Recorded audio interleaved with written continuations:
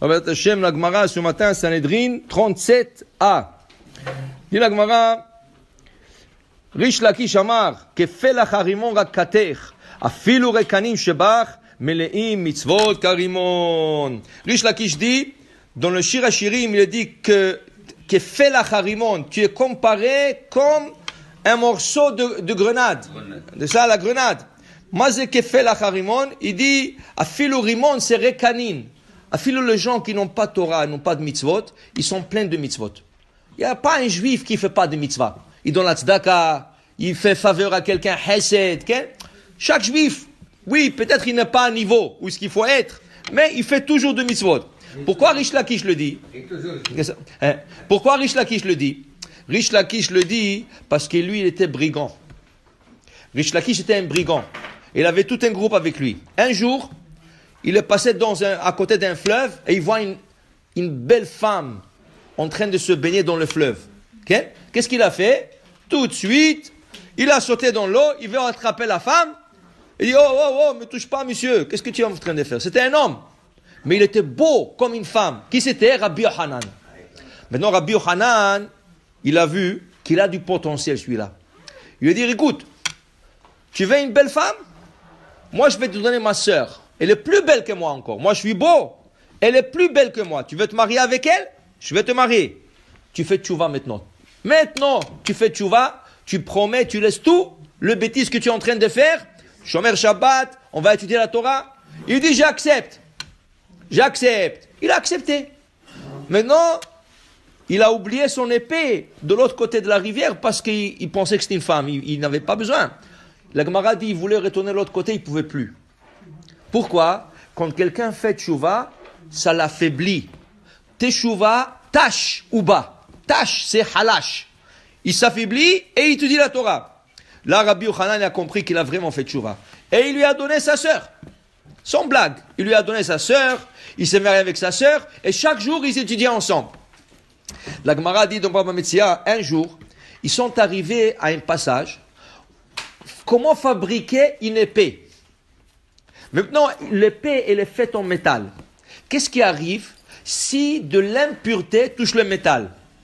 Le métal, c'est le pire. C'est le premier qui reçoit de l'impureté. Il devient impur. Tamé. Donc, alors maintenant, ils discutent Rabbi Yochanan et Rish Lakish. Le forgeron, il a fabriqué une épée. Maintenant, elle est molle. Elle vient d'être fabriquée dans le feu. Comment on endurcit le métal? On le met dans de l'eau froide. Et là, ça ferme le port et ça devient... Qu'est-ce qui arrive si la Touma, elle a touché l'épée quand c'est mou? C'est encore mou. Rabbi Yochanan, il dit, tamé, c'est impur. Rish Lakish, il dit, c'est tahor, c'est pur. Il commençait à discuter. Rabbi Yochanan lui a dit, c'est un beau frère. Il lui a dit une blague. Il a dit, toi, tu dois savoir parce que toi, tu étais brigand, toi. Toi, tu es un bandit. L'autre, il a pris ça au sérieux. Rish Lakish, et tu m'appelles un bandit? Il a dit, écoute, même quand j'étais bandit, j'étais chef. J'étais le chef de bandit. Maintenant, je suis aussi chef, parce qu'il était vraiment un grand sadique. Il a dit, toi, qu'est-ce que tu m'as donné? Tu m'as rien donné, tu m'as rien servi. Tu m'as rien servi dans la vie. Il lui a dit ça, Rabbi Yochanan l'a pris au sérieux. Il a dit, quoi? Moi, je t'ai rien fait. C'est moi qui t'ai rendu Betchouva. C'est moi qui t'ai enseigné la Torah. Moi, je t'ai rien fait. Il est parti dévesté à la maison. La Gemara dit, Minash Shamaim, ils ont vu que Rabbi Yochanan, il a de la peine. Rish Lakish, ce soir-là, est tombé malade. Le lendemain, il est mort. Parce qu'il a fait de la peine à Rabbi Yochanan. Okay? Rabbi Yochanan, il est venu, il dit, oui, Rish Lakish. Il dit, il est mort. Il est mort? Il a commencé à pleurer. Il n'arrivait pas à arrêter de pleurer. Il dit, Rabbi, il n'y a pas de problème, on va t'emmener quelqu'un comme Rish Lakish. Ils ont emmené un rabbin comme Rish Lakish. Non, je ne veux pas de lui. Il dit, pourquoi? Il dit, lui, chaque fois que je dis quelque chose, ce rabbin-là, il m'apporte 24 preuves que j'ai raison. Il dit, je n'ai pas besoin de que j'ai raison, je sais que j'ai raison.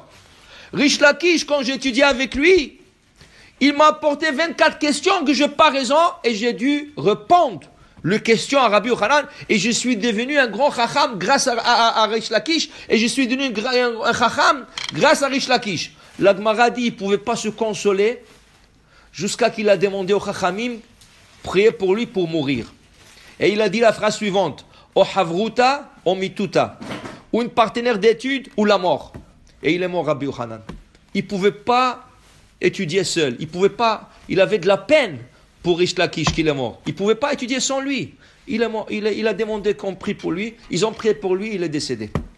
Alors pour vous dire, Rish Lakish il dit, écoute, même des gens qui font rien du tout, ils sont pleins de mitzvot. Ils font la tzedaka, ils font beaucoup de choses. Alors il ne faut pas dénigrer ce gens-là. Il faut les approcher, il faut leur dire, viens à une prière, viens faire une prière, viens un peu le Shabbat. Okay? Invite-le pour le Shabbat. Alors, il dit Rish Lakish, ce gens-là, il faut les approcher vers la Torah. Il ne faut pas dire celui-là, il voit rien du tout. Non, il faut les approcher. Dit la Gemara, alors Rabbi Zera, avoue ane berionné bishvivute. Il avait des voyous.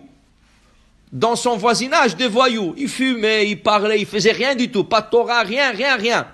Et Rabbi Zera, à chaque fois, il allait, ah mon frère, comment ça va? Ça va, Tzadik? Comment vas-tu? Viens. Qu'est-ce que tu as fait aujourd'hui? Il s'amitiait avec eux. Dit la Gemara, Chachamim était contre Rabbi Zera.